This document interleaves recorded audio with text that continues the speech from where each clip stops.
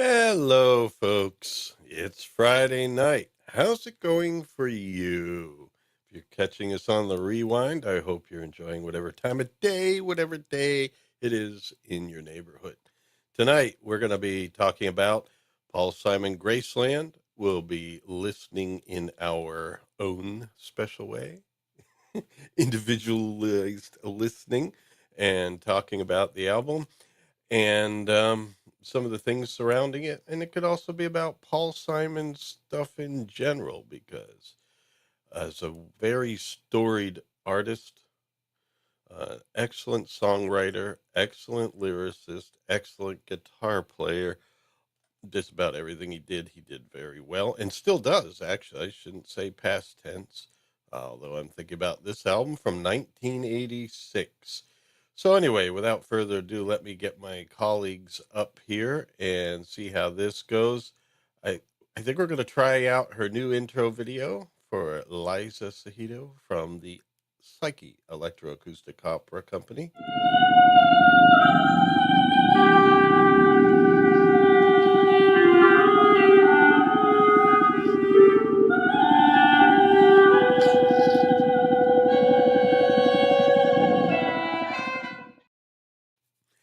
Maybe I should save that one for the Babylon 5 streams. Because No, otherwise it's people are like, great for the music who's streams. Jaquan? People will be like, Yes. It adds a little bit of intrigue to the music streams. Like will ask, who is this Jaquan? Should I know about this person? well, one person people should know about is Mike Gorley, who is also a great guitarist and composer of music.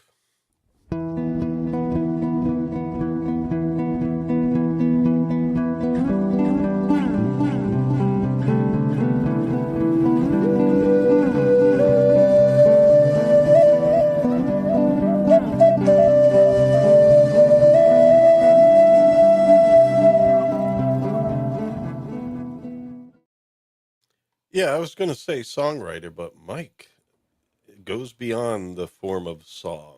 He writes Beyond, many sound beyond, experiences. Yes. beyond. Awesome. And when we are ready, I have answers to the previous discussion about Scarborough Fair. Oh, Ooh. well, I was wondering how I'm going to start this stream, but I guess I'll just do. Man, it's like if you watch any of the Paul Simon documentaries, and on YouTube, there's like a mix of them.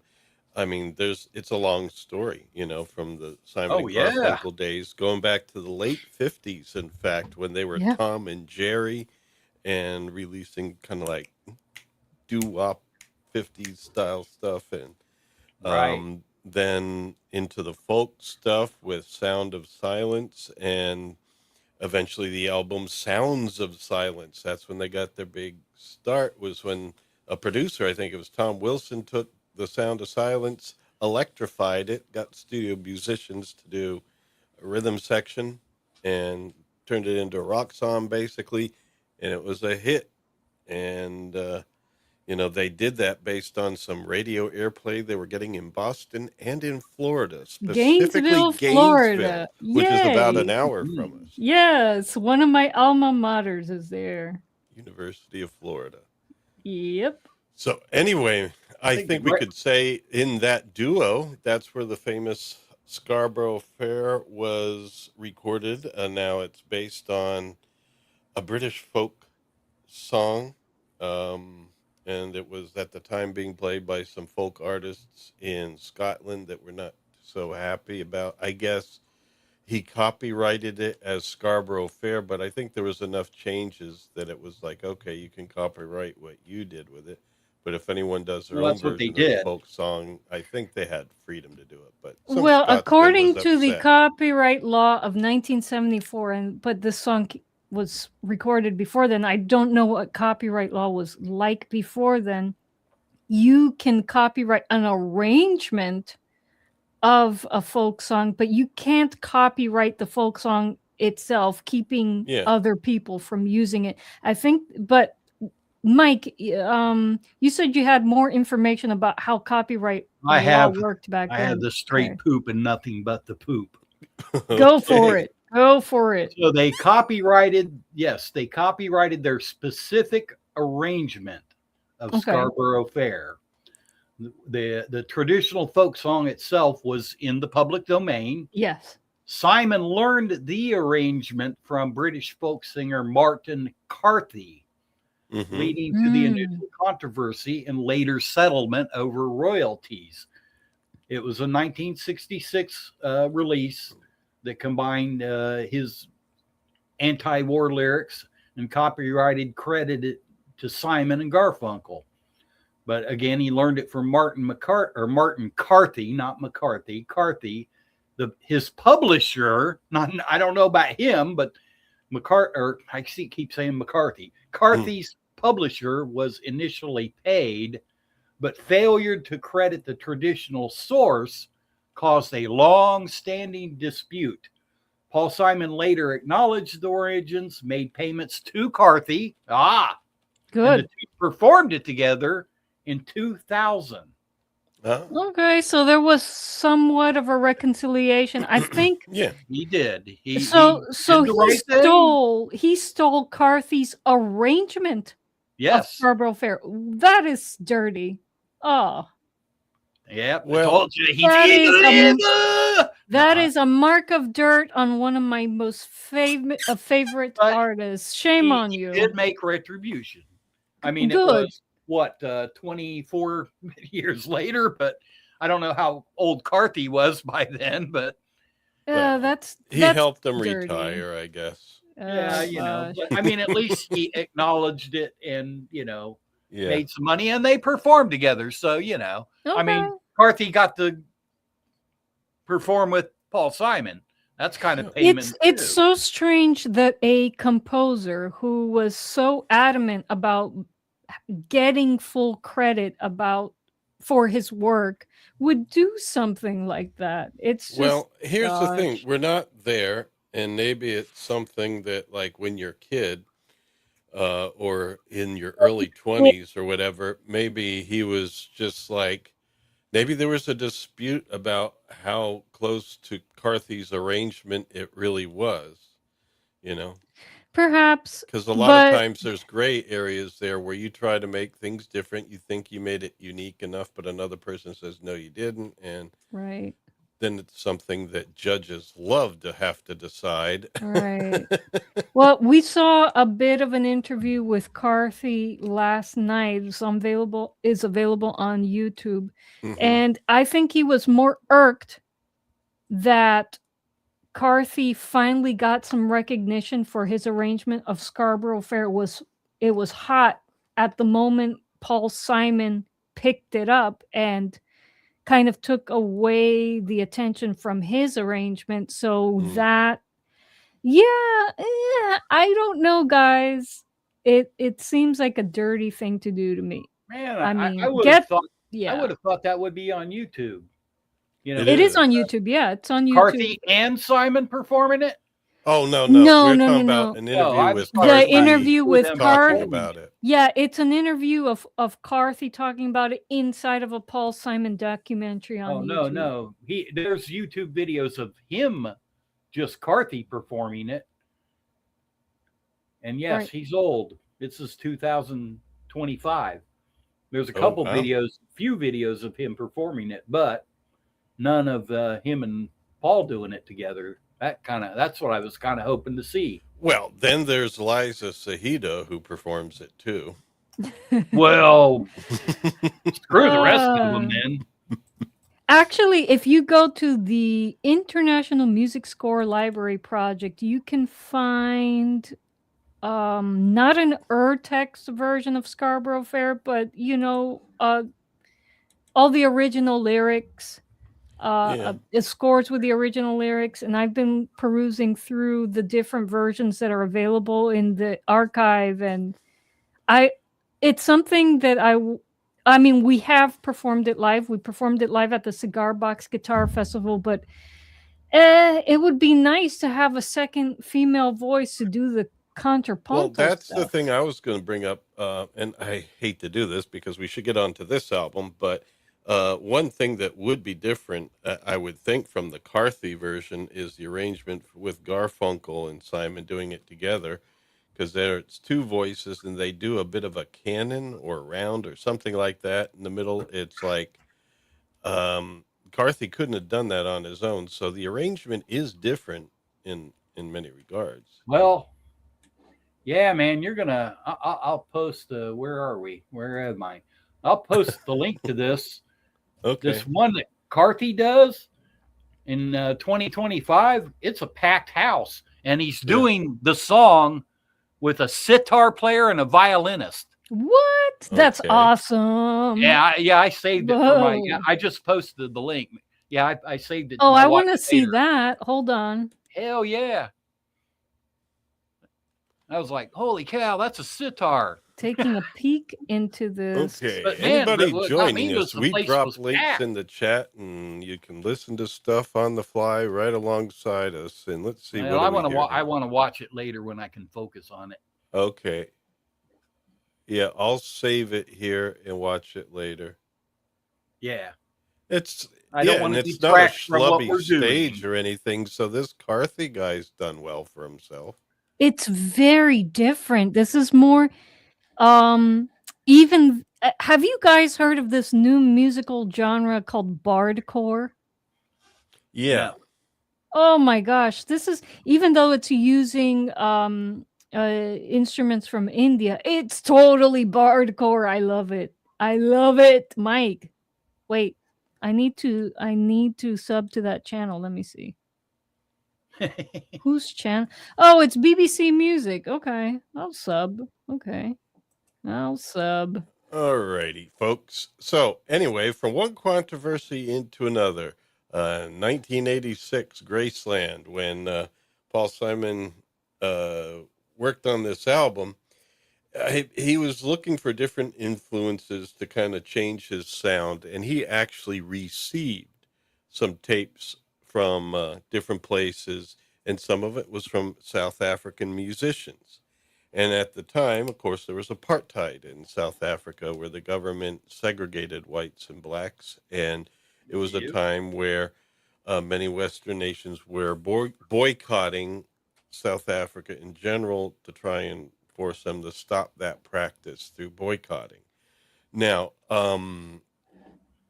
Paul Simon still worked with these artists. I mean, and all the artists were black South African musicians. And it's like, I guess, these people living under apartheid were probably happy to have some work. Yeah. The people you're trying to help with this boycott are actually not, could use a little help. And so, this was a great opportunity for them. And also, I read that he basically, I mean, departing from the original or the initial discussion, in this case, he arranged for the musicians to be paid 3 times the union rate that was being paid in New York City at the time for studio Wow. musicians. And Wow. he gave them all um, Co-writing. co-writing credits as well as rights. So basically, they got royalties and stuff too, because it was like jam session, Well, so creation. He he was worked. writing lyrics, he was writing songs, but they were jamming along, and they're, like a guitarist solo and stuff like that. He considered that to be part of the writing, and so they were included in that. So basically, it was a very beneficial arrangement for these South African musicians in addition to him. And remember, they were black South Africans, but there So was a he controversy that yeah. he was not upholding the boycott. And I remember Howard University, I've seen footage of that. There was a debate there where he was invited to defend himself from college students that were angry. And he said, first of all, I probably wouldn't be going through this if I wasn't white, basically, because a black artist researching their roots and getting into African music is always fine. A white guy doing it now, you're stealing. It's like, no, music from I different mean, cultures doesn't he went belong to out of his anyone. way to help these musicians, this And himself. I mean, I can't say that he didn't do it for his own benefit too, because it's great sounding music, but it was not as common at that time. There was other artists like Neil Diamond did a little bit, and there was some like Harry Belafonte did some cross collaboration with African artists, but this was a big one, and this exposed more Americans and, Western folks to African music than anything that came before, But basically. you see, the governments are evil. So you see that this boycott is a one size fits all thing, and there is no room for the government and the people who toe the line for the government to have a nuanced opinion, to really have an opinion about what Paul Simon was doing. Well, Oh no, and what you just can't work with anyone from South Africa, even if they're black. You can't work with them. You can't work with them. Yeah, because it's some sort of unilateral boycott. Where the thing is, this is like an individual thing. Can't musicians from different countries work together when they want to? Of They should be course. able to, right? They should. I Exactly. mean, but this is why more evidence as to why governments are evil and the people who just toe the line are promoting evil. Don't Well, toe it's not just lines that, but of it any was kind. also racialism got stirred up there, where it's like Oh, today well, it's called cultural appropriation, and it's right. just wrong. But who's stirring up the racialism? It's not the common person on the street. Well, college students, yeah, were Yeah, involved. but the college students are in government organizations. They're plugged in, Yeah, and yeah, they need to unplug. They Well, need to yeah. I, realize that anyway. well, people Anyway, decide what they want to decide, but see here, that's the backlash from this. What I think is interesting, because I'm big on intent, is the precursor to all of this. Because the album was recorded, it says October 85 to June 86. Hmm. All right. Going to the early part of the 80s, his relationship, okay, so he had a lot going on. His relationship with Art Garfunkel had deteriorated at that point. His marriage to actress Carrie Fisher had collapsed. And his previous record to this, Hearts and Bones, which was 1983, had been a commercial failure. Yep. So in 1984, he was depressed. He was going Yeah. through a period of depression, and he got fascinated by a bootleg cassette. I'll never pronounce this right. Mbakwanga. Anyway, it's South African street music. So he gets this bootleg cassette of South African street music. The guy who engineered it, Roy Haley, him and Roy Haley spent 2 weeks in Johannesburg, South Africa, recording with South African musicians. Then they came Hmm. back to the U.S., recorded with some musicians. Might have heard of a few: Linda Ronstadt, the Yep. Everly Brothers, oh yeah. Hmm. Rockin' Dopesy, and the Twisters. I'm not sure about them, and Los Lobos. Yeah. So, Now, Los there was, Lobos did have a complaint. They felt that they didn't get the copyright share that they felt they deserved well, that may on the be true. song I that don't they know, collaborated on. But that was the but my only thing dark is, so spot he was amongst the depressed. His life musicians. was shit. He gets this bootleg of this African music, street music. All of a sudden, he's rocking and rolling over to Africa, getting with musicians, recording stuff. So I don't think Paul Simon was thinking politics. No. No, he found Which is music the that backlash of it. But his he intent was, hey, this is really good music. I exactly. want to get with these people, and I want to record some stuff, and yada yada yada. Exactly. He was following his inspiration.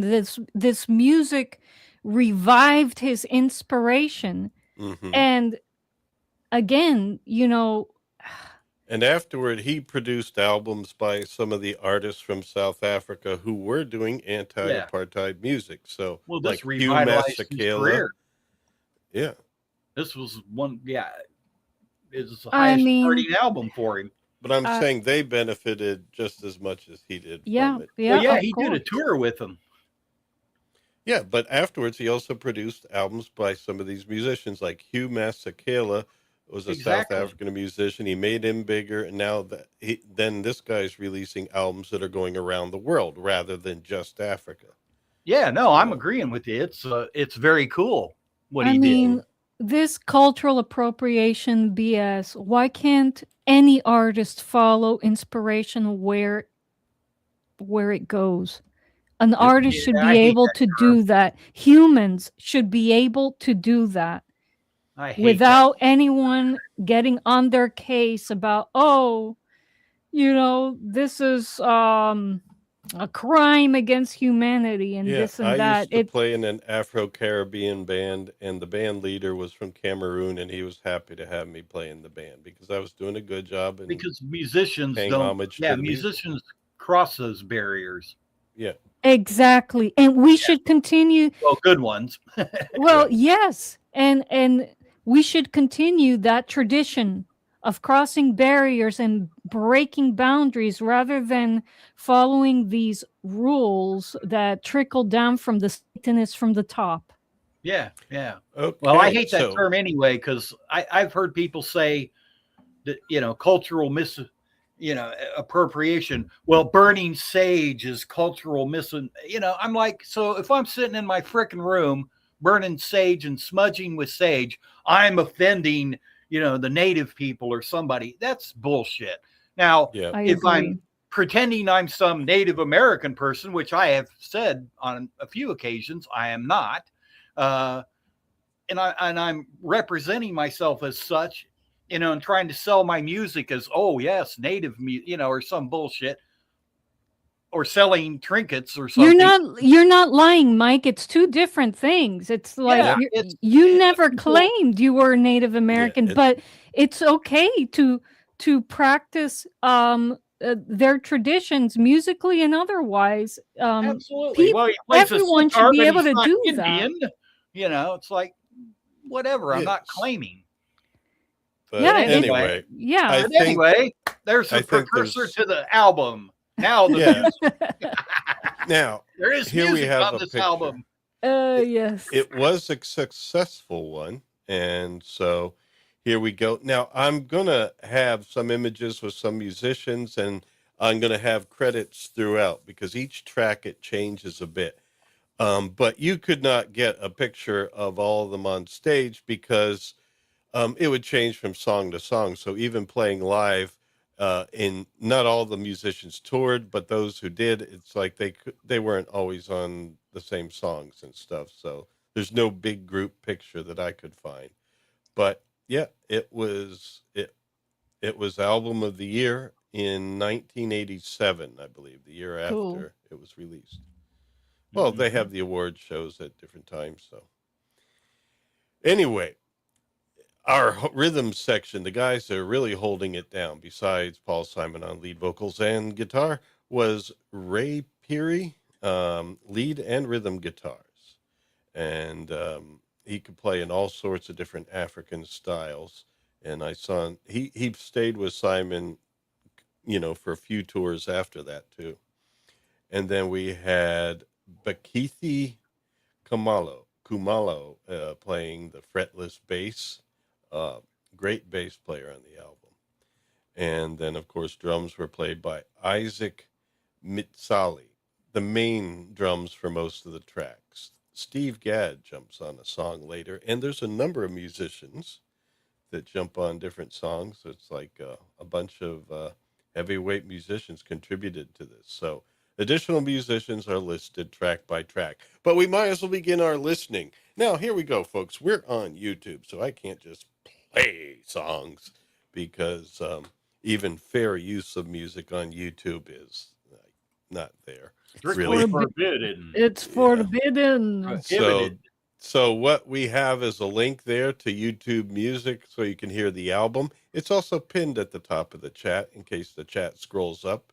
If we get a flood of people coming, then the link will still be there. But you could click that and listen to the album alongside of us because we'll be listening and talking. Doesn't matter if we're in sync. It's just about we'll talk one song at a time. starting with The Boy in the Bubble. So, Yeah. Liza, I'd like you to give us your thoughts on this one because I know you probably haven't heard it before. I'm pulling it up right now. Very good. Yes, yes, yes, yes, yes. Okay, wait. Adrian And Belew is on this. yeah, Oh man, that is synth cool. guitar. Yeah, that would have been a very well. No, 80. Yeah, this would have been about the time he was doing the King He's Crimson listed thing. in the credits, so it's Well, no, there's lots of stories of him, being brought in to do a song or something. yeah. Yeah, he was. Yeah, and he's that kind of guy. He strikes me as a really cool guy. That hey, Adrian, I think you'd be good on this song. But I Yeah. didn't know he's on it, and I love this song. That's my Oh, Yeah, thoughts on it. and the It's fretless a bass. Yeah, I Oh, like the- the mixed media video. Oh yeah, and the lyrics, if you spend time really listening to them, it's just like all this imagery. It's almost like all this constant information coming at you. This story, that story, this story, all these things happening at once around the world. And another interesting version of this was performed by our good friend from a couple weeks ago, Peter Gabriel. He did a version of this song with himself in orchestra. Get it started, man. It was himself. It's such a shame. I love Peter Gabriel. I love his work. It's just a shame to find out that the artists you love are assholes. Oh, it just might have been a moment, band feuds. Don't Well- take sides in band feuds. Why not? You don't know what happened? I don't know. It seemed pretty straightforward to me. Oh, really? Nah, things are not what they always appear. Hmm. Remember, That is I looked that wisdom up. from Everybody else- Jaquan. Everybody else that Okay. worked with him said he was a humble and great guy. So, Yeah. who knows? I guess He was you going guys through a are period right. in his life too. So, I we're all guess. there's periods in my life where I was an asshole. So, Well, you have the self-awareness to not be that guy anymore. The thing well, is, and maybe he these does. We don't uh, know. perhaps, okay, perhaps I'm being too Okay. harsh. All right. I shouldn't have But mentioned Adrian it, but Belew now, he seems like a really good guy. yeah. Who? Adrian Belew. Now, you're not going to see it in the music video, but there's guitar synthesizer. Yeah, Whoa. I want to listen. I'll have to listen to this again later and listen. Now, for this Adrian. accordion player is also pretty cool. I love how it starts with the accordion line, and it's just like you're wondering what the actual rhythm is, and then as soon as the beat comes in, it fits, and it's like, oh, you know what I mean? It's Man, this video's a masterpiece as well.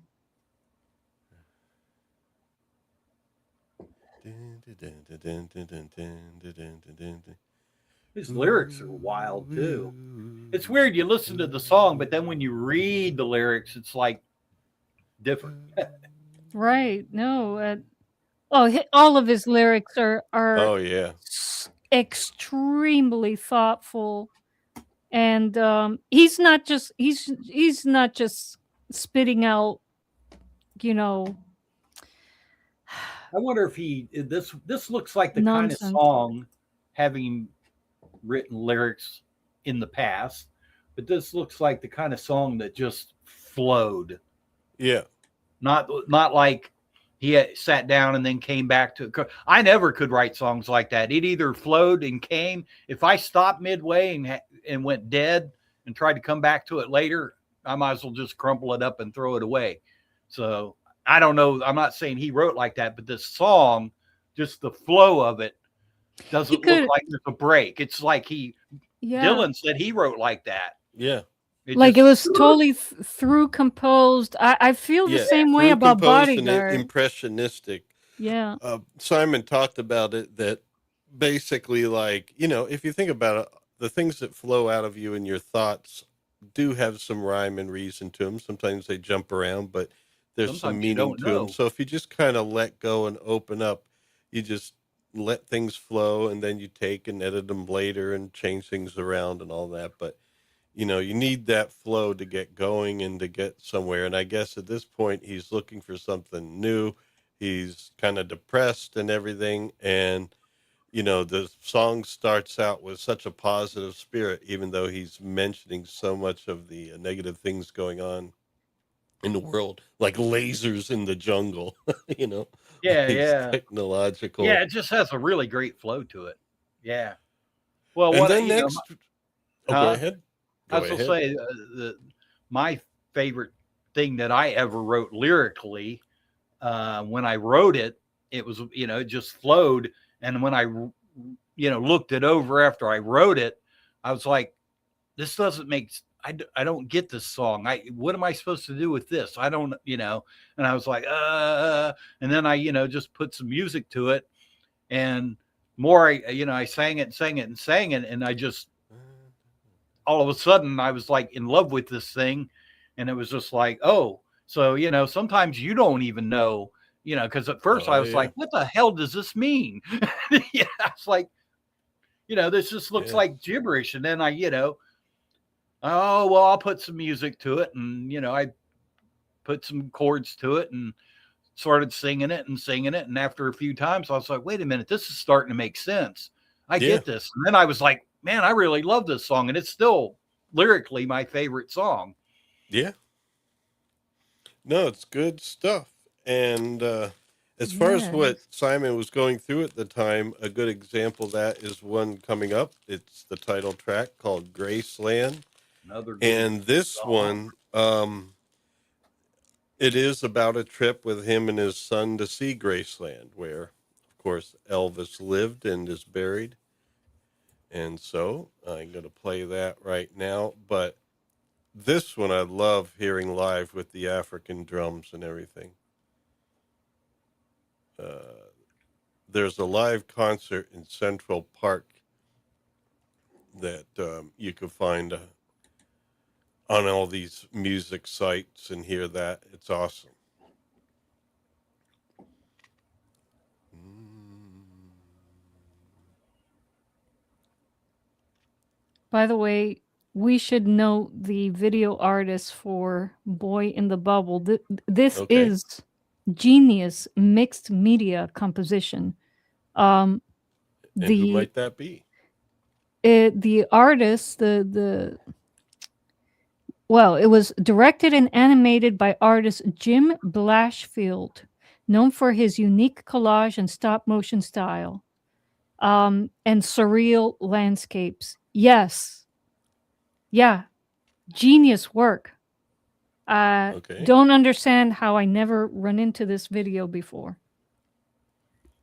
Man, Cool this You song, stuff. haven't heard everything out there in the world. I know he's talking about going to Graceland, but reading the lyrics to this song, it's kind of like a broken heart song. He just lost Oh, his yeah. woman, a couple years earlier. I don't know, because he keeps talking about losing love, and Oh, yeah. It's like a yeah, window in your heart. yeah. Everybody sees you're blown apart. I mean, Everybody music is a feels great the way to winds reconcile, blow. Yeah, everyone feels the work wind through your blow. shit. Yeah, that whole feeling like you're alone now and you feel like everyone can just tell because you're just so beaten down and everything. Yeah, Like your heart is open and the wind is blowing and then he's like, as if I didn't know that, as if I didn't know my own bed, as if I yeah, never noticed the way she brushed her hair from her forehead. It's like, yeah. damn. Like she's just brushing you off, buddy. Yeah. You gone. Yeah, I mean, The Oh, it's go really ahead, cool. Mike. Go ahead, Mike. Sorry. No, I so that's really cool. Yeah, that's why I like reading the lyrics, because you listen to the song, sometimes But you miss stuff. it's so In uplifting black and too. white, it's in black and white. Yeah.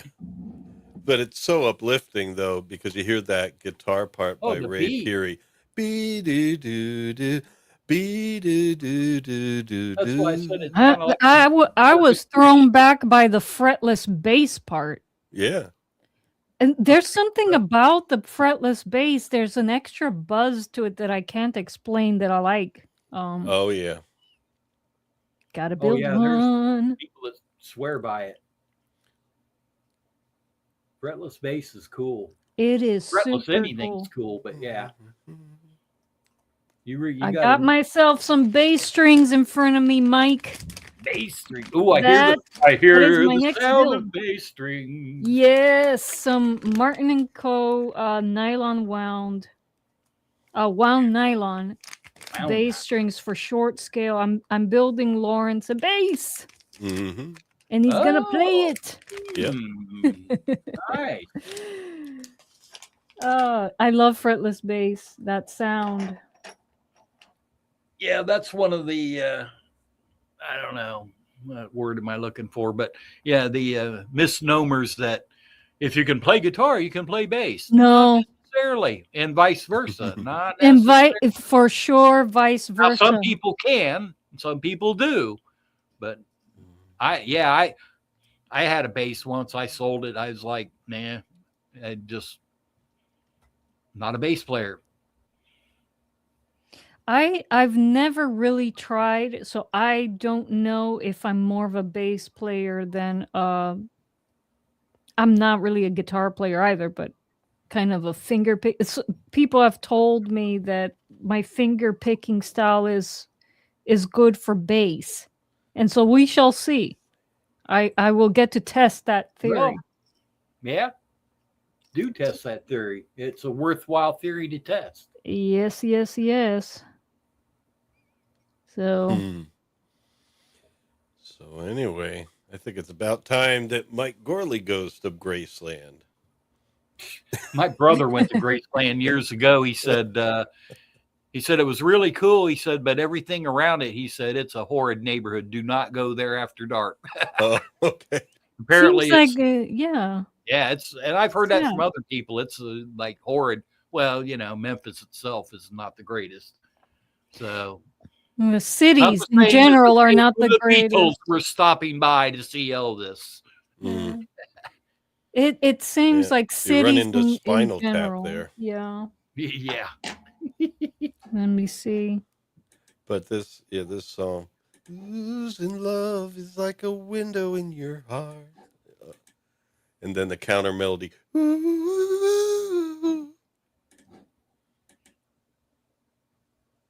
It's just like, just seems so effortless, this song. But yeah, it was about, he said it wasn't really about Graceland itself. It was more like, taking a journey and looking for acceptance and looking wow. for Yeah. like a different version of home. You can see that from the lyrics. Yeah. It's kind of like he's journeying and working through stuff. Yeah, in Very fact, he cool. wrote the song before he even went to Graceland. Yeah. He Well, I thought wrote of this it as song. I like, guess I better go there. yeah, a pilgrimage to Graceland is kind of like, oh, I love this where the drums come in. Boom, boom,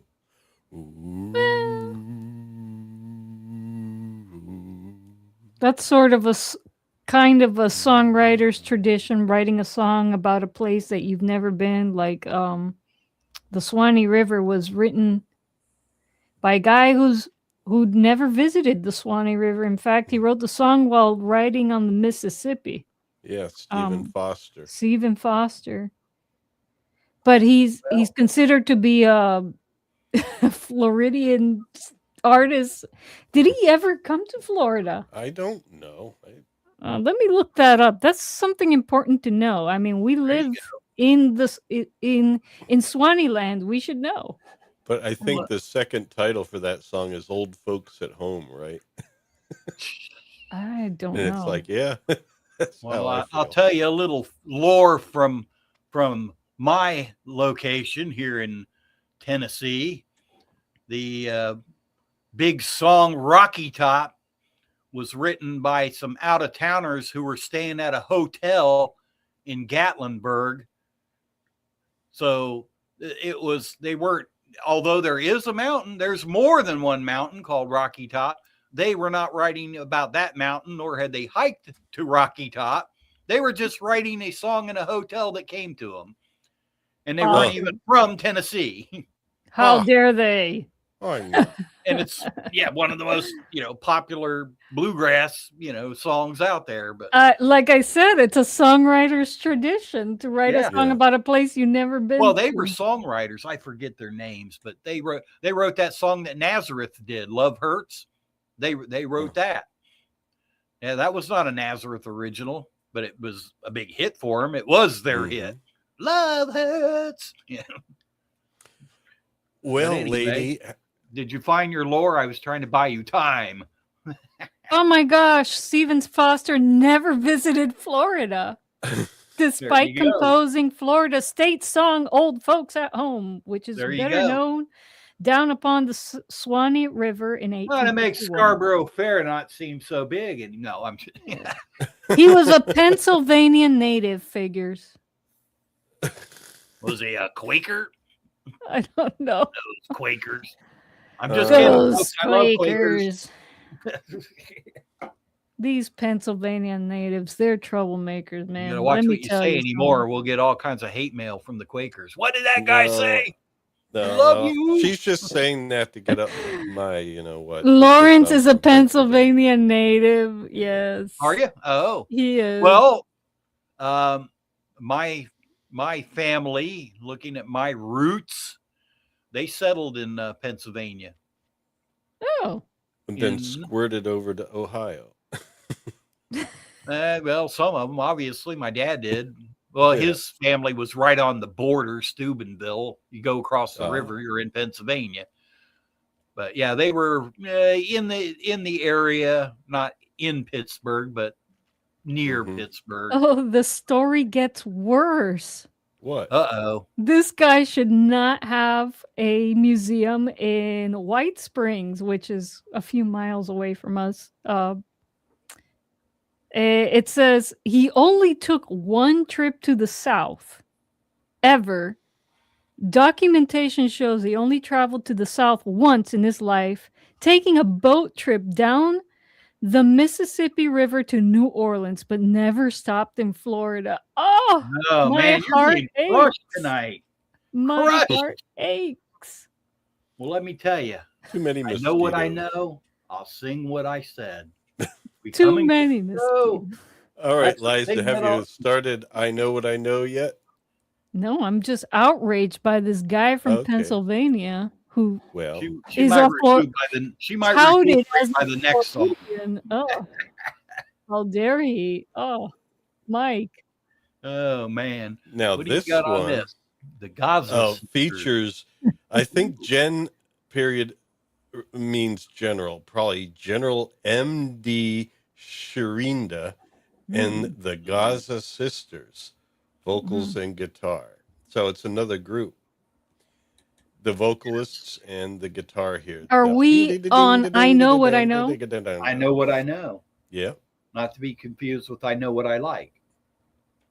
Who am I to blow against the wind? Yeah, I know. I saw that. I'm like, you're ripping off Bob Dylan. No, just kidding. What I said. He's blowing in the wind. He's blowing in the wind, Lawrence.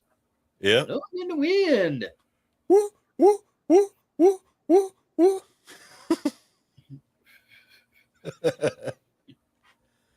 Oh God. I love that line. She said, "There's something that really there's Man, something about you yeah. that really reminds me of money." And he said, "She's the kind of girl that could say things that really weren't that funny." It's like, Bass line here feels very Cuban. who knows what? I guess I could look that up because not all this is South African. There's Zydeco on the album too, which is Louisiana. Oh yeah, yeah. And so let me check that out here. I want to see. Well, I was curious because I say things and then I get curious. And I found out, yes, Paul Simon and Bob Dylan famously toured together in 1999 for a joint North American co-headlining tour they performed together the encore, which they did The Sound of Silence. Hmm. I'm going to have to look that up. I got to see if there is a video. There has Bob to and the Paul, the Simon. Oh, so this song is from the Shangan culture and music from South Africa. So this is a South African song. Yeah. Are we still on I Know What I Know? Yep.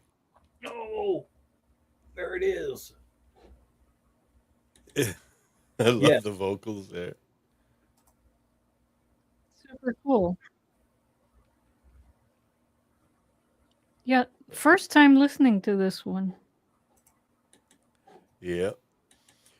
Well, whenever you're ready, we can move on to Gumboots, but that is South African music there. Let's listen to that. Okay, moving onward.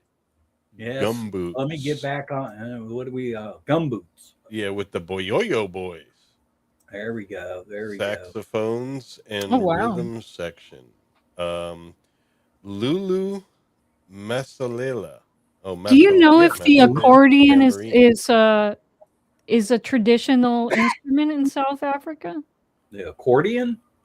It seems because it's so prominent in this album. Yeah, let me go back because I think that's probably still let me this Google accordion player from track 1, Boy in the Bubble. And that's, I'm going to have to spell this right, for Ray Mot Lohiloa. That sounds Hawaiian to me. No, it is not. No? The accordion is not a traditional. It was invented in Europe, Germany, Vienna. No, yeah, I know its origins. It's a European instrument, but I'm wondering if it became kind of like naturalized in South Africa. I was just getting ready to say. Yeah. However, it became deeply integrated. I can't talk, into various African musical cultures, particularly in South Africa. Interesting. And Liberia.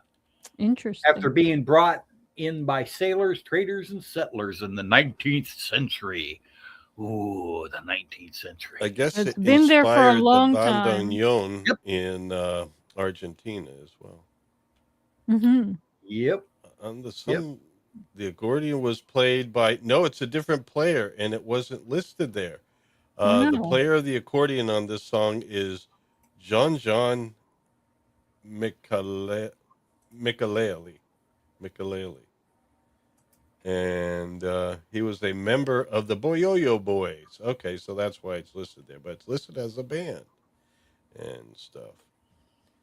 Oh man, the style, the playing is prime example of mba. It starts with an M, then a B. Mba kanga,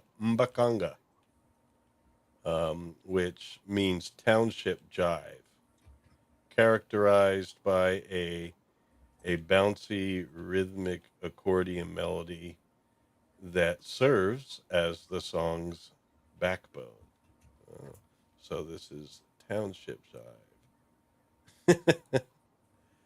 Interesting stuff here. I'm going to play it. I haven't been playing it. I've just been looking up stuff here. Yeah, so this is the player from the Boyoyo Boys. Whoop.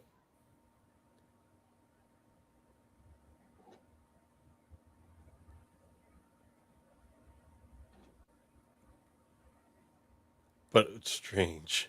I love the lyrics to this song. I mean, I love the lyrics to all of them. Rearranging my position on a friend who had a bit of a breakdown.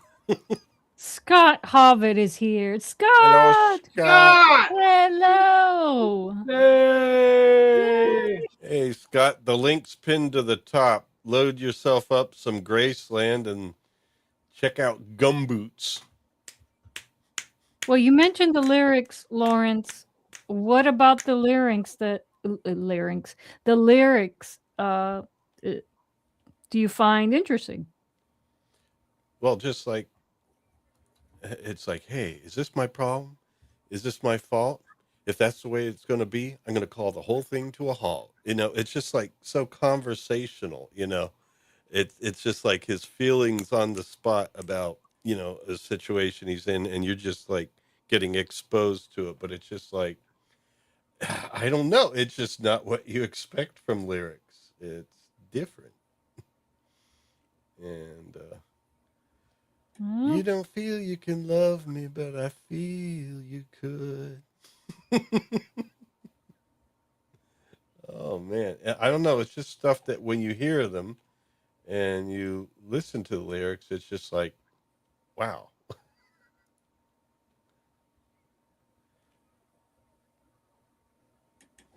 All right, let's move to the next one, because remember, people can't. I We've know. got a lot of Well, dead people air could be happening. listening with us. Come on, folks. Put on the music. The link's there.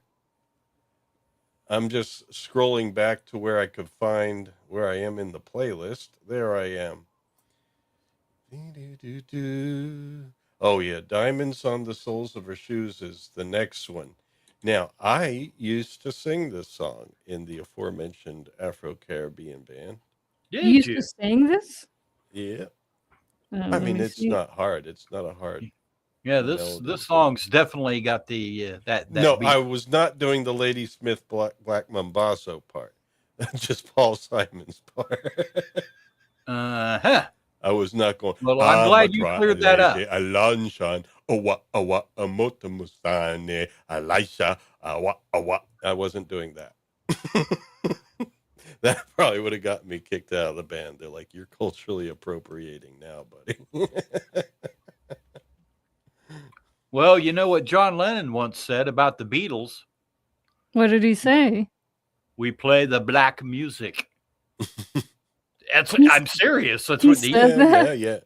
Yeah, because Well, John Lennon true. was very John Lennon was very into Motown. Mm-hmm. Yeah, Okay. he was totally into it. Well, the blues had a baby. They called it rock and roll. Yeah. I mean, seriously. I mean, rock and roll came from Rhythm and blues. Yeah. Yeah, exactly. The Well, roots of black music. the blues, the old time country Mississippi Delta blues, is the mother of all American genres. Oh man, yeah, it's great stuff. Absolutely. Yeah, for sure. Yep. Yeah, no doubt about it. But yeah, no, I mean, I wasn't joking. I mean, he was being serious. Yeah, John Lennon was way into all that Motown stuff. He, yeah. Anyway, I didn't know this is that. a cool Okay. song. All right. Oh, it's a music I'm video listening too. to it myself right now. Hey, Scott, family first, buddy. Thanks for stopping by. Yes, thank you, Scott. Got to have that time, man. Yep. Important. Whether they're young or old, no matter. Very important. Lady Smith Black Mambazo. So, Liza, are you on Diamonds on the Soles of Her Shoes? Yeah, I love the choir part at the beginning. I got a few of their albums because they became a thing after this album. And you could go down to the record store in the U.S. finally and buy some Lady Smith Black Mambazo. There you go. Speaking of which, and being totally off topic, but I don't want to forget, I will be out of town next Friday, Saturday, Sunday, going down to see Amjad Ali Khan. Okay. Ooh. And what instrument is that? He is the master of the sarod. Ooh. Okay.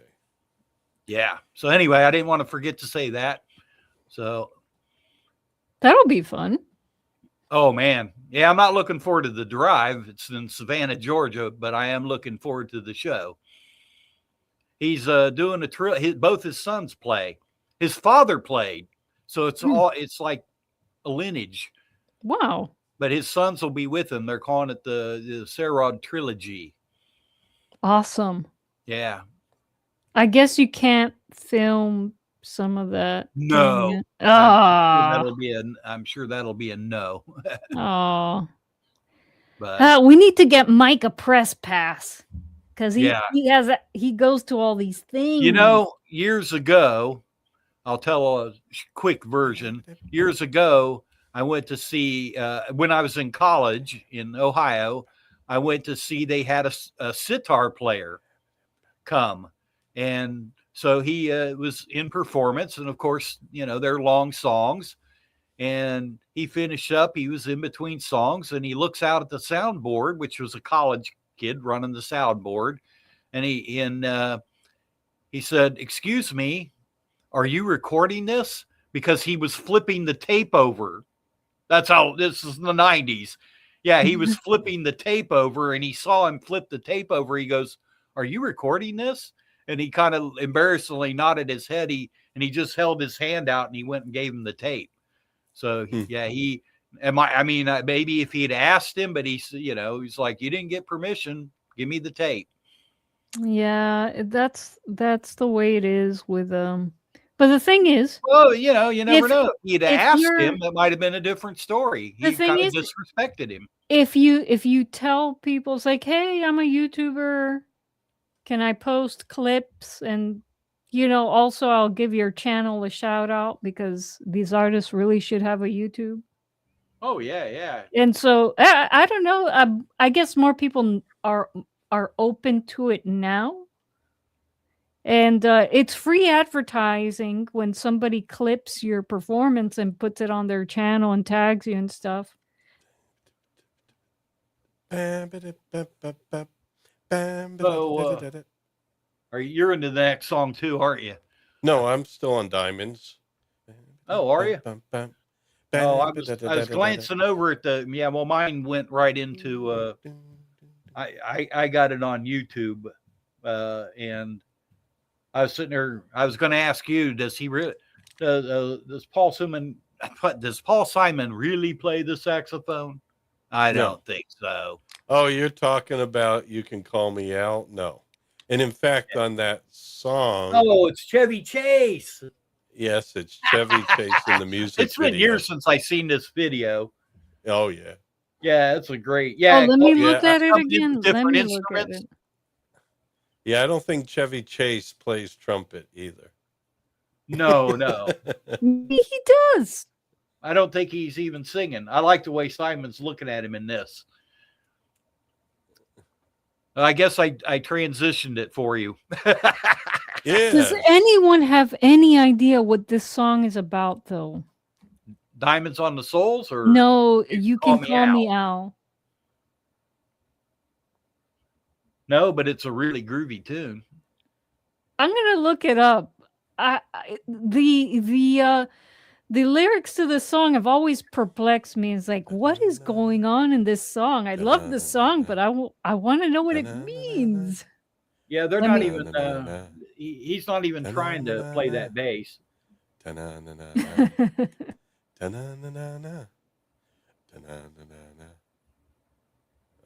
folks.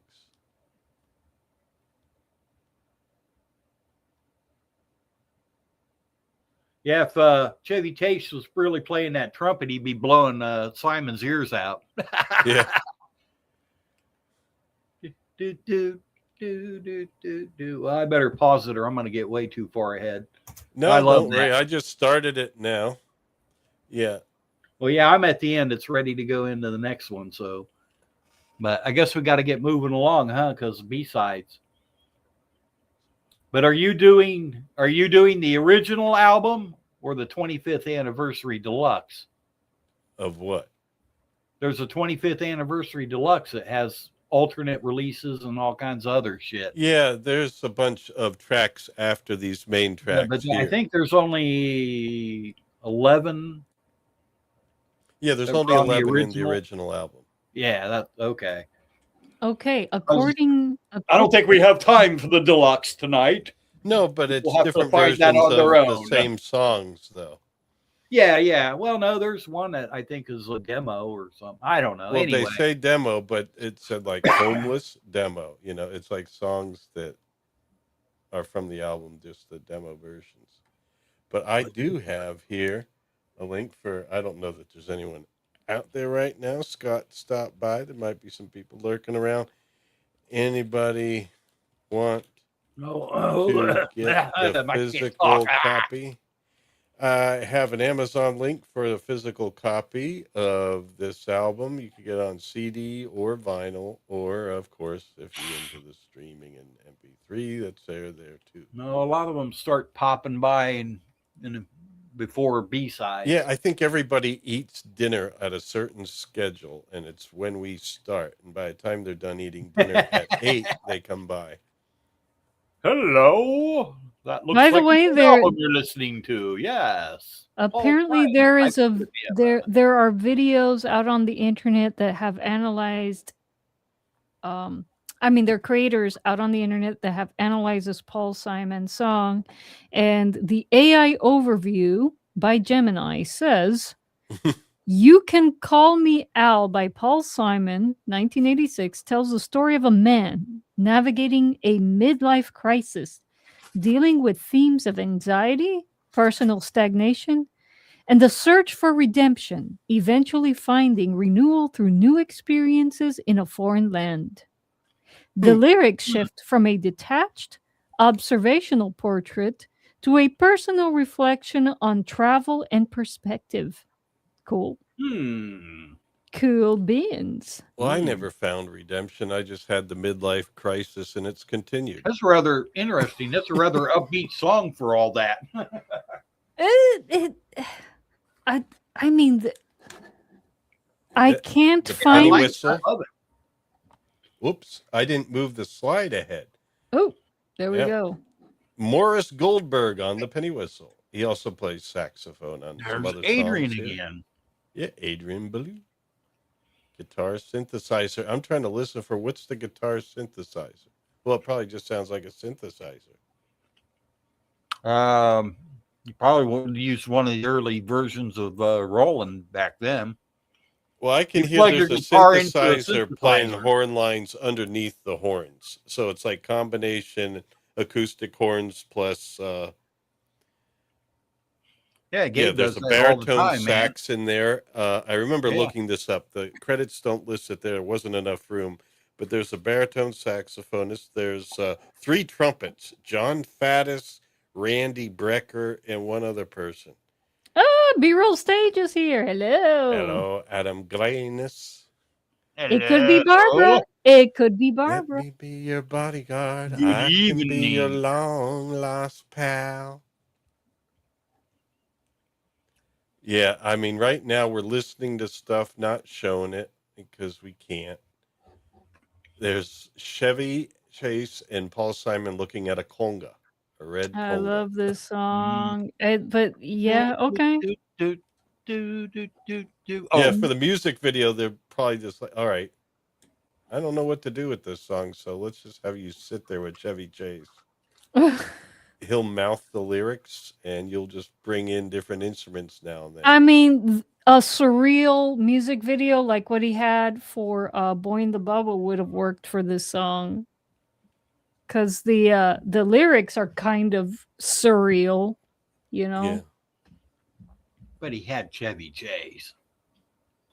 You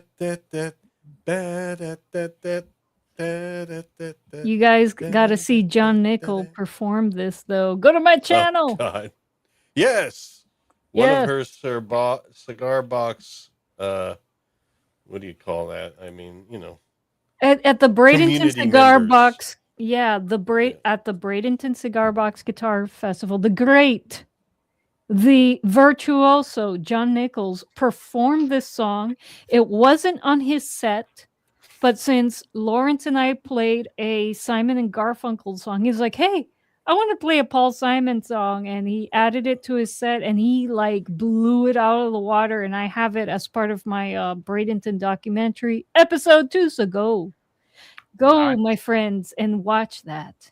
And Oh, give then him a thumbs up. I'm going to pause this because Under African Skies, we should hear together. Beautiful piece of music.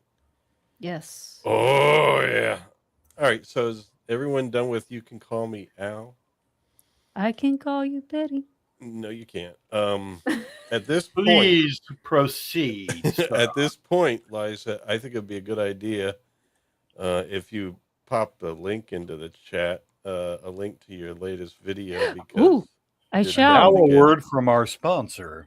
Yes, and actually, I'm glad you reminded me, Mike. I Absolutely. My That's reminded what I'm you. here for.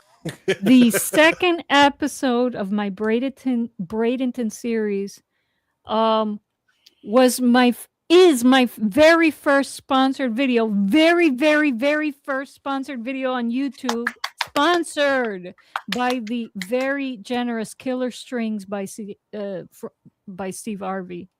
Oh my gosh. A great shout out to Steve Harvey and his Killer Strings. Woo! He's awesome. Awesome. Such a supportive guy. Yes. Thank you, Mike, for reminding me. I will And pop Yay. the link. what's Oh, special and there was about much his rejoicing. strings? His I think strings. it's Well, for those of you who build cigar box guitars out there, and Mike, you may be interested in this. Steve Harvey's Killer Strings Yeah, I are gotta catch strings up on this. specifically manufactured for cigar box guitars. They're nickel wound for 3 stringers and 4 stringers. And something that I discovered just experimenting with different type of strings, and you know that I love experimenting with different type of strings. I've used nylon on CBGs, wound nylon. These guys have the cut of the brass 80/20 strings, but are more tonally balanced. And so Nice. if you with and of course using cigar boxes as resonators is tough to get them to be heard when they're unplugged. So, these strings give you the cut when you're unplugged, but also give you the tonal balance if you're using piezos when you're plugged in. I haven't done string comparisons because I don't use magnetic pickups. I don't know it. I don't know what the tonality, how it differs with magnetic pickups as it does with piezo. But piezos pick up what I like to think what's actually there. It's the vibrations coming from the strings and the instrument itself. So, um, yes. So CBG builders, if you want to support a small company that supports builders like us, yeah, check out Steve Harvey's Killer Strings. Yeah. mhm. Yes. All right. Yeah. So I will put the link to the video in the chat, right? But the Lawrence? I video could do- itself is basically meeting more people at the Bradenton Yes. Festival, right? So I have 2 more episodes to release. So you could just go to my I will put the link to the playlist so you guys can watch all the episodes that are available and All right. meet some of the greats in the CBG community. And maybe it will entice you guys to come down to Florida next February to experience it for yourself and listen to great music, admire beautiful builds, and have some really good beer. Oh my god. I especially love the beer at the Sun Labs Yep. brewery, and that will be featured in episode 4. The Motorworks was great, but the Sun Labs had 2 beers that I really, really liked. Really special. Yeah, the marshmallow Very strawberry. special. Yes. All right. So, are you ready for some Under African Skies? Let's Yes. do it. All right. So, I'm going to pop this on. What? I'm on the wrong song. Wrong song. Oops. There we go. Yeah. I had 2 of them open, it looks like. There we go.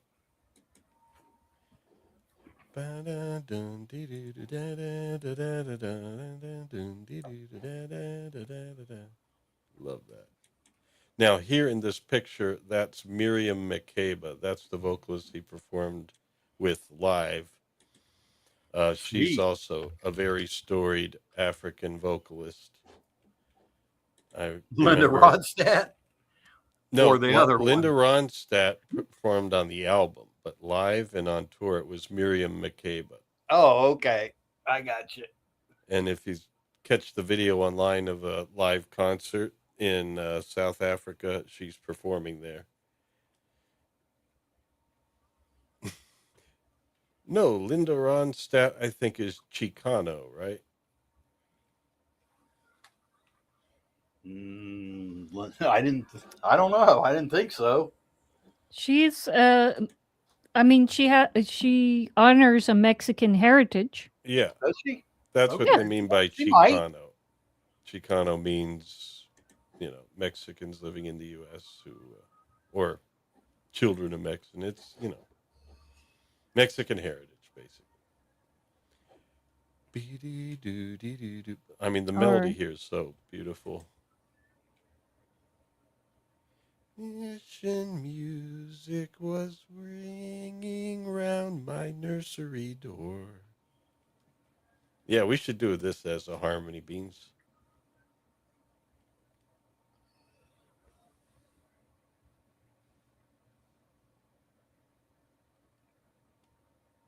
The bass again. Pretty vocals. Very much so.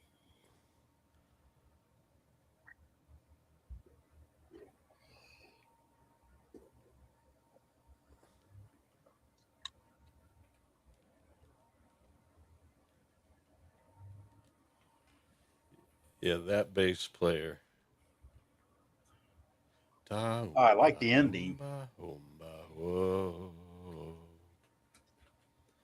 Almost like- Whoa.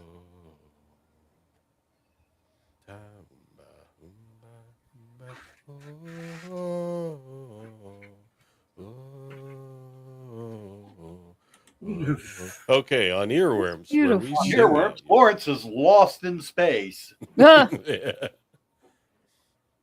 I like that ending was kind of spacey though, Yeah. and then brought in the what was that at the end? Some kind of it sounded like a cowbell or something. Yeah, I'm getting there right I'm sure now. it was Yeah, an with African the, version.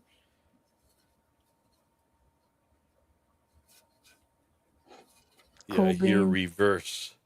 Yeah, stuff, that's like what I. reverse Yeah, that's what I said. cymbals. Reversed.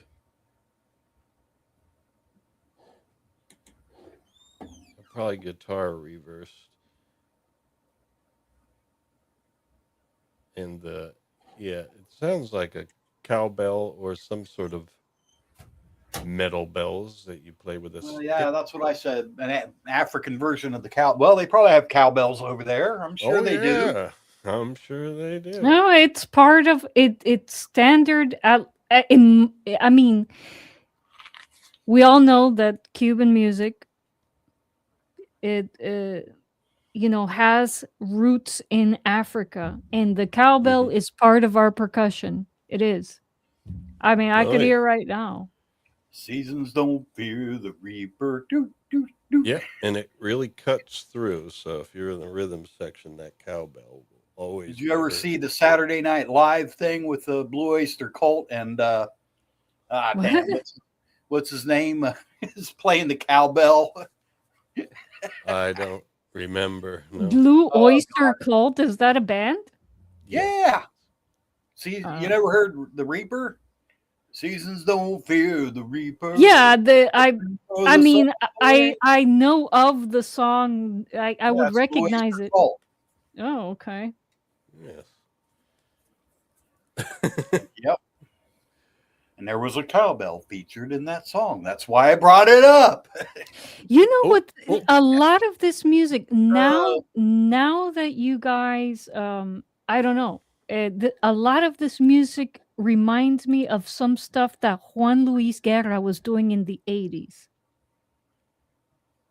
The 80s. No, this I was mean, the they were 80s producing. too. This was Were you even happening born in the 80s? Yeah, she was born in 83. 83. 83. Yeah. Wow. I was 23. Wow. Yeah. I was 9. So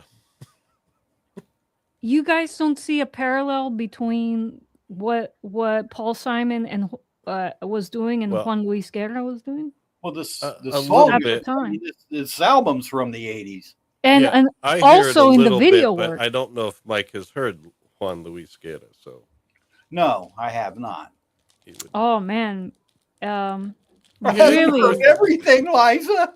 No, I mean, no. I Right, Lord knows I probably listen to more different Oh things than yeah, yeah, most yeah. people. no, for sure. I'm not. I'm not saying that you haven't. I mean, I guess this is a very unique thing for me. I grew up with Juan Luis Guerra because I grew Is up that in kind of in Miami. the Latin type of He's genre? Yeah, he's an incredible songwriter from the Dominican Republic. Right, yeah. Incredible stuff. And a lot of Oh, I'm what I sure. hear on this album reminds me of some of his work from the 80s Okay. and early 90s. Yeah. Yeah, I mean, I will admit it's not a genre that I've listened to a whole lot. but he But is. then a lot of people haven't listened to a lot of Indian music either. So Yeah, of course. Yeah, Yeah. but he yeah, I'm he more kind of into like the expands strings on it. thing, I guess. I don't know. But He's anyway, basically like the cream of the crop for like merengue music. okay. Merengue, bachata, cream of the crop in bachata. There you go. I don't know, and I don't know what this. I guess he was also cream of the crop writer in this fusion type music. Oh, Yeah, that's cool.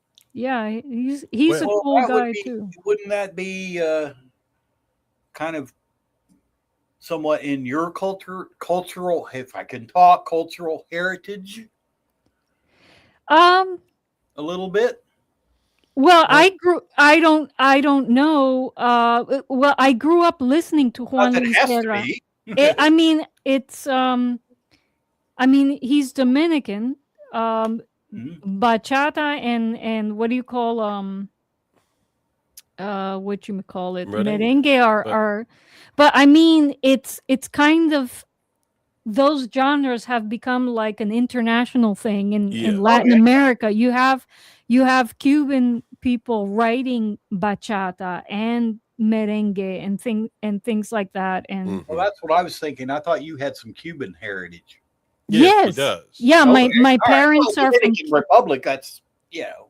Yeah, but that's the Latin culture right now. You like they also listen to a lot of salsa, which is New York, Puerto Rican. it's Ah, Puerto Rico. okay. Yeah. Salsa. All right. All right. Yeah, Well, and so like yeah, and merengue is from the Dominican Republic, but today it's a pop music played every, you know, ah, in every country of Latin America and probably even Spain because Oh that's the yeah. main barrier to the Yeah. music is really language. Yeah. Yeah. Although Juan Luis Guerra himself went to Berkeley School of Music and plays a lot in the U.S. It's just for Spanish Oh, speaking I audiences didn't know that primarily. he studied here in the Yeah, he United did. States. I didn't know hmm that. Wow. He did. Super cool. huh. Well, Well, I I hope know none of them were homeless. what was that, Back Mike? to Lady Smith Black Mambazo. I This was is segueing again. yes, our segue back to what we're doing. Yeah. Well, you know how it is Well, here you on know, Earworms.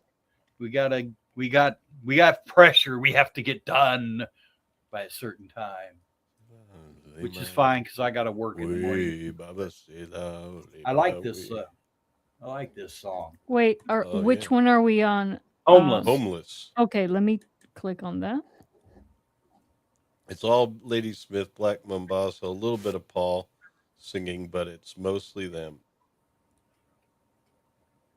Openings. Oh,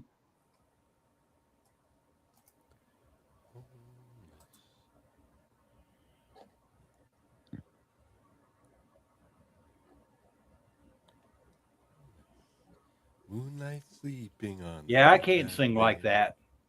Not even in my wow. best days. Moonlight sleeping on a midnight lake. Boom, boom.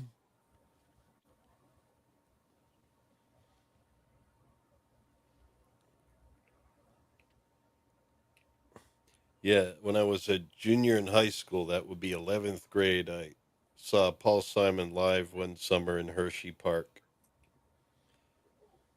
It was when he was touring stuff after Rhythm of the Saints, but well enough after that was one of those tours where they just called it Born at the Right Time tour, even though it was well after the albums.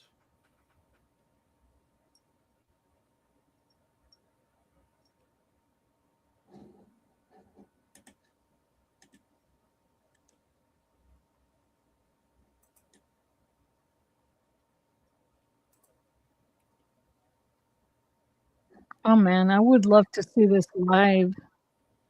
Oh, you This can. song in particular, I would love to see it performed Oh, we live. have it live on YouTube, I'm sure, because it was at the South Africa concert.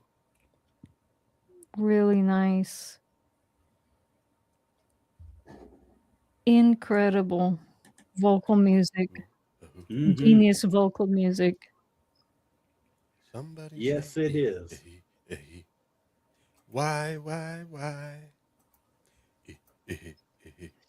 Homeless.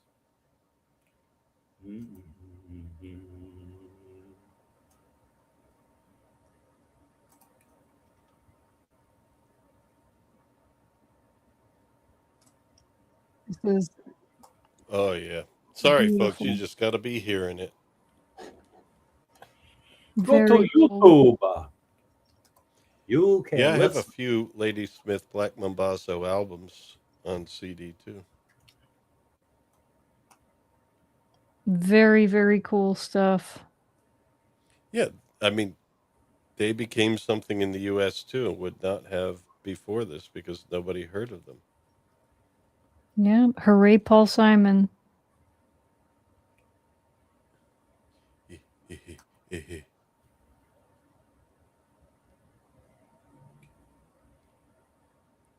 Well, the only it's hard to do shows like these where there's a lot of dead air for the audience. Oh yeah, I know. There's nothing I do that's easy. We gotta figure out a way around this. Maybe we should just do it on Rumble, but it's hard to get people to go to Rumble unless they're already there for other things. Well, the thing is, the we don't know if you were to play the music on the stream if it'll be blocked or if No, just well, the none monetization. of the stuff that YouTube had blocked before in the past or had made me cut out things, none of that stuff happened on Rumble. All my streams that I've ever done are there in their entirety on Rumble. So it would probably work because in the past I would just play excerpts like, what is truly um what would you call that? Fair use, Yeah. Yep, And very. so there was no problem with it on Rumble because I wasn't playing like long bits of songs, just enough to express what we're talking about. And of course, you want to keep that your discussions at about what do you call it? Like maybe at least the discussion be 80% and the examples no more than 20%. I don't know what the perfect ratio is, but something like that. In other words, not taking advantage of things. Well, anyway, Homeless. Great song to hear, folks, on this album. And then Crazy Love, Volume 2. I don't know what the Volume 2 is for, but here we are. And now Crazy Love. What do I have here? I have the information on this one. This one was Morris Goldberg on soprano saxophone, Ray Peary playing guitar, as he does through most of the songs on the album. But here we go. Crazy Love. So, Liza, what do you want to do tonight after we eat? I have videos of like the concert in New York, Central Park, New York, back in '91. on that same tour that I saw. They released it on VHS at the time, but later DVD. I think Liza had to step away probably. No, I'm Oh, no. listening. Did you ever play the saxophone part on this song somewhere with Crazy someone? Love? No. Yeah. No, this song I never performed. I would have never guessed that was a saxophone. It sounds unsaxophony. Well, it's a soprano. Well, I know what a soprano sax sounds like, but Mm. it's just the way people play it. Mm. It sounds like a different wind instrument. Oh, cool. Interesting. I don't want no part of this crazy love.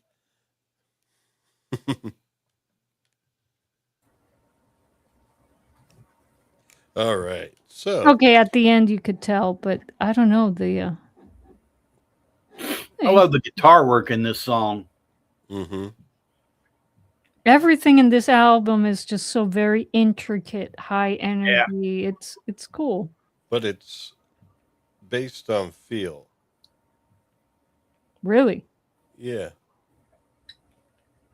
You could just tell that it's like, it's rhythmic feeling like these African musicians. This is the kind of rhythms they play, you know? Right. And Oh, so this guitar work in this song is it's not very an attempt African. to be complicated. It's more like it just happens. I just found that from experience in trying to play these different type of polyrhythms, there is no way to count this. You really do have to learn it by feel. Mm-hmm. That's just my experience with it. I'm sure there are some percussionists out there who can. But just me, no, these have to be learned by feel. It's a very kinesthetic way of learning how to play these polyrhythms.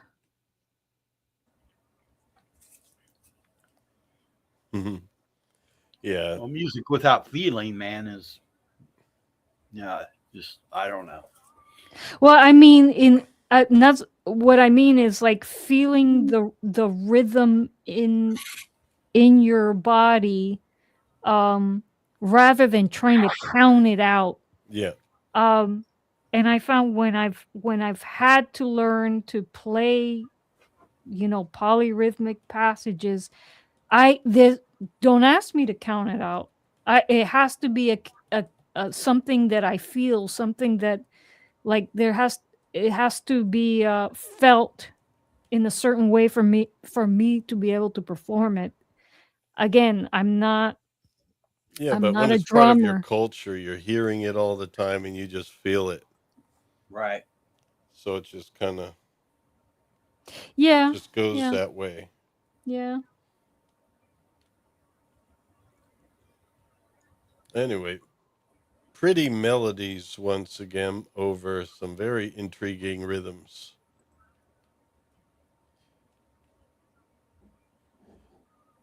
But yeah, from this album, I discovered a lot of these artists like Ladysmith Black Mambazo, also Yusundur, who played percussion on one of the previous songs, I believe. But Mm, his voice also, he recorded with Peter Gabriel and everything, and mm. Senegalese musician Yusundur. And then That Was Your Mother, some Zydeco now, featuring Good Rockin' Dopsy and the Twisters. Oh God, yeah, very Zydeco. Accordion, and what do we have here? Frottois You got the washboard, man. washboard drums. Washboard drums, huh? Well, I hear drums. Yeah, very definitely. Cool beans.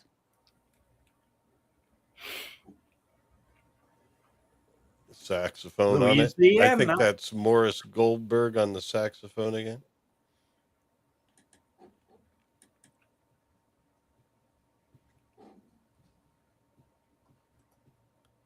Yeah, I don't know, man.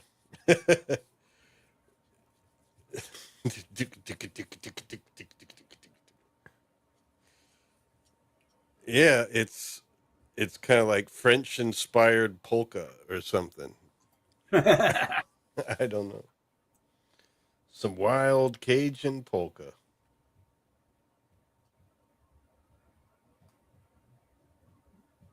What is going on? So Hold I'm on. wondering how, how this worked its way in.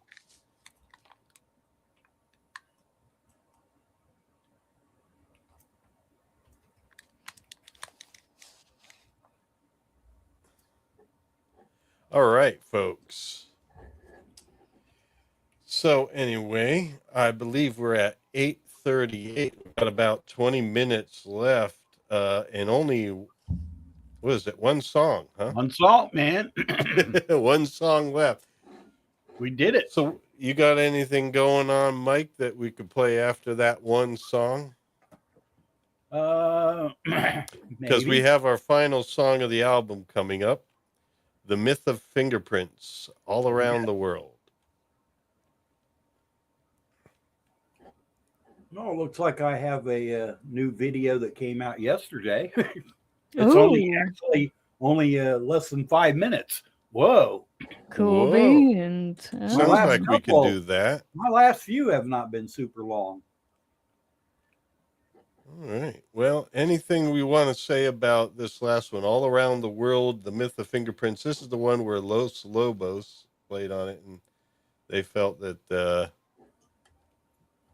there was a jam. It came through a jam together, but I think that they said Simon took the songwriting credit, and even though they felt they all jammed it together, so I don't know, maybe on these albums he was giving away not giving away, but he was including so many people in songwriting credits. It looks like these guys got left out of it here.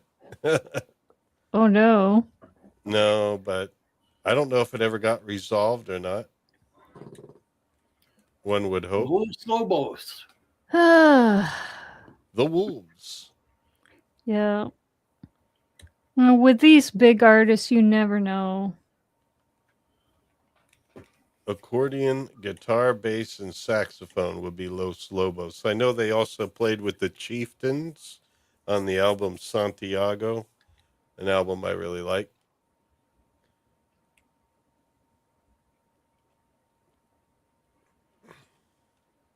Steve Gadd, additional drums. I know Steve Gadd is the drummer. He's a jazzer, but he's the drummer on a lot of Simon's tours later on. Mm.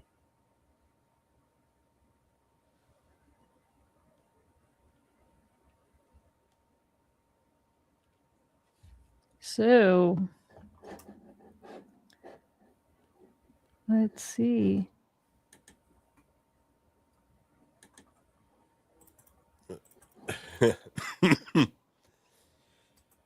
All right. Well, I don't know what to say about this song other than it's cool, but it's hard to say. It's got this kind of like uplifting rhythm to it. The rest of it's straight ahead rock kind of, but then it's got this uplifting kind of rhythm to it. I'm not sure what the origins of that will be. Los Lobos. Well, maybe. It's, you Not specifically Definitely their Mexican. sound.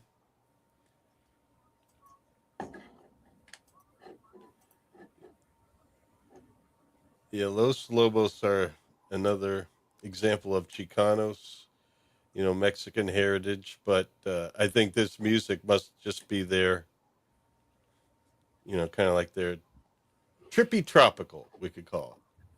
Well, they got Los Lobos was one of Jerry Garcia's bands that he liked, and Ah, kind of. I think they probably opened for him a couple times. They did some Dead covers. yeah, you gotta Well, check them out more. if Jerry Garcia comes out, somebody says, "Well, what bands do you like?" "Oh, I like Los Lobos." All the Deadheads are going to run.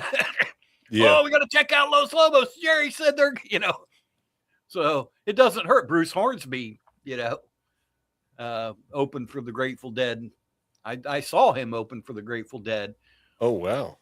But yeah. Oh, yeah. Well, he was a member of the Grateful Dead for a little while after Brett Mendlin died. There was a moment when they had two keyboardists. Los Lobos, the Wolves, Mm-hmm. Mexican rock group So, from Mike, Los Angeles. ooh, this might be very appropriate here. We have, you have Strange Worlds, is what I'm seeing. One day ago. So I am going to cue that up. Let's check out some Mike Mountain Hawk Lowerly, folks, before we go. And we are looking into, I guess it's good to know that next week you're not available, Mike, because we are trying to book Renzi Rios. We have extended the invitation. For next week? No, it's, Oh. it's good to know that Oh, you I can't was do say, it next I week. was interested in him. Yeah. Well, that's Yeah, we haven't solidified. I got some of his stuff in my watch later. I still got to check him out. We haven't solidified a date with Renzi yet, but yeah, we want to have him Cool. on. You guys got to meet. Yeah. Yes. All right, and A we'll lot do that. musicians. Yes, Okay. yes. I think, let me check here to make sure that I am on screen. What is your quest? Is this it? Wait a minute. How come I'm still seeing... Here, you come off. There we go. There we go. So here we go. Strange Worlds. Now, are these strange new worlds or just strange worlds? Just strange worlds. Okay, here we go.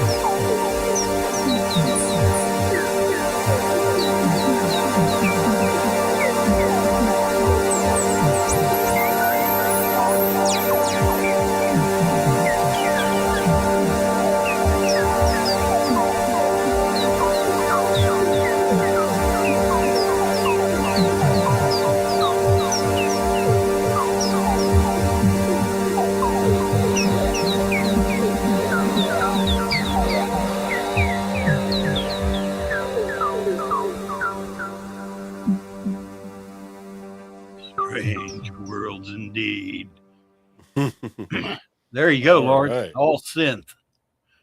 Wow. Yeah. Every now and then you do that.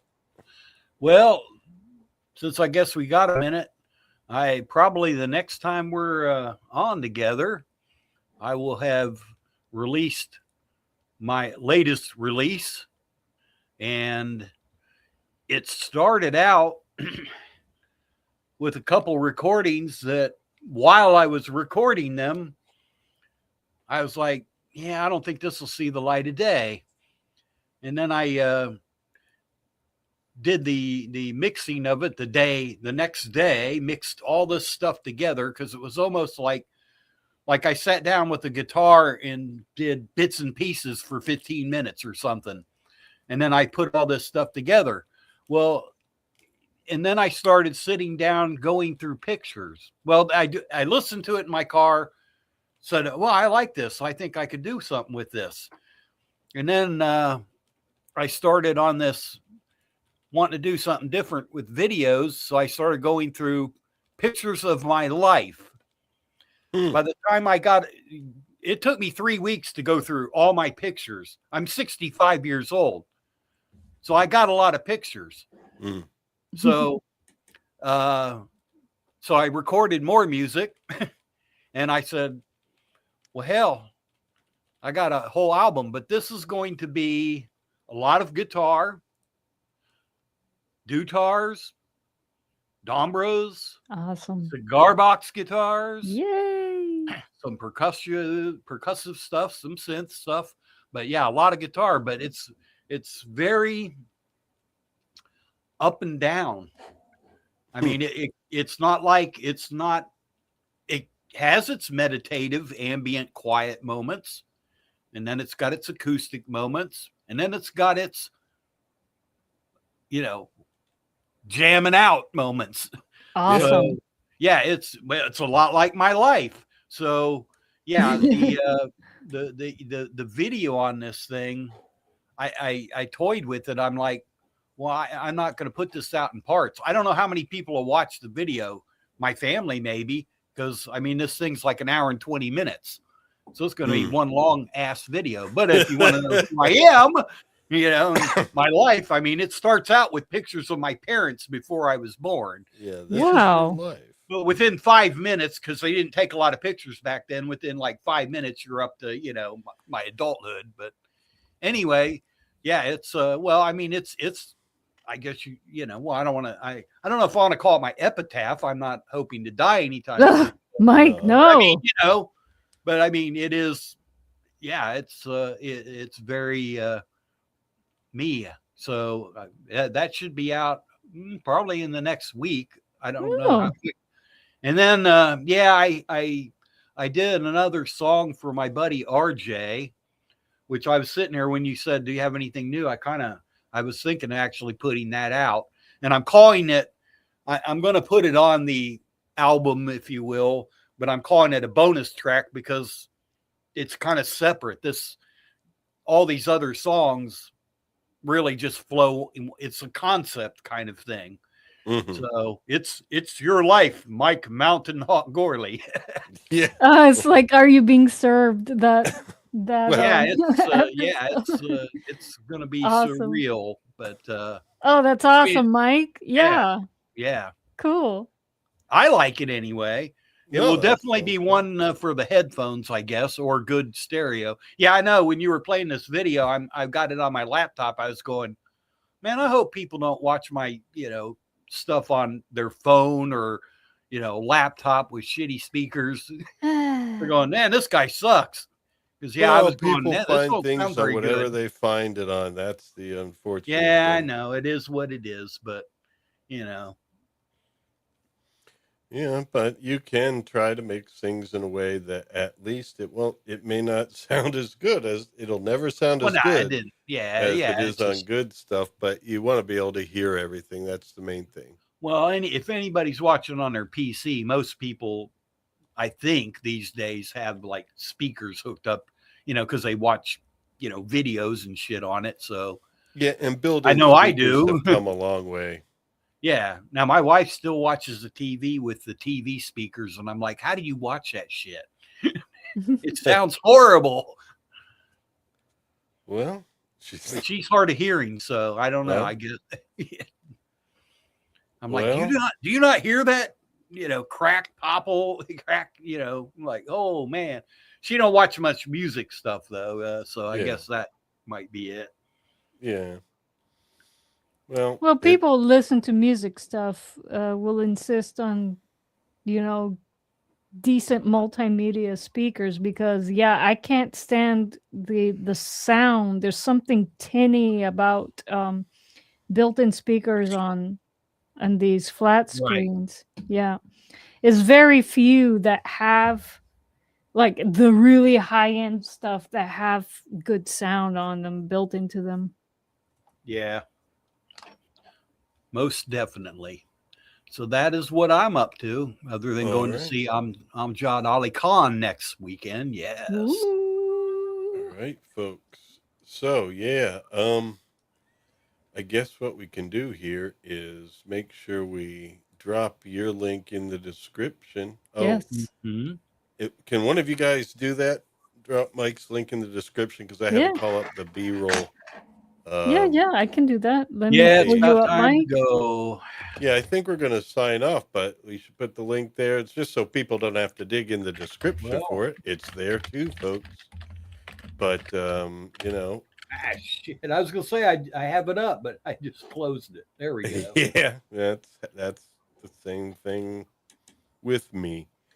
But that way, because I know on the rewinds, I have it set that the chat is still there so people can get links from the chat on the rewind. Yeah, it's probably in the video description box, Mike, but just so people have multiple places where they can access your stuff. There we go. Well, I don't know. Whenever I pull up like an old Earworms, I never see the chat. I don't know how to access a chat on my phone lately. So, I don't know what it does. Well, if you don't think it's worth, I'm just saying when I go back on, anytime I've gone back to, look at an old show, it doesn't show the chat. Okay. For me anyway, I don't know. It wasn't for a while, but it started doing it again. YouTube had some changes, I think. But also, people could just search. Doesn't people type anymore? It's called what? Type? Mountain Oh, you put it in there. Thanks. I was going to say, I'll put it in there. I don't care.